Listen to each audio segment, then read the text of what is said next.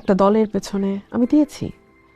So আমি আমার জীবনের 18টা বছর 17টা বছর ব্যয় করেছি। আমি আমার প্রফেশনে 10 বছর বিরতি নিয়েছি।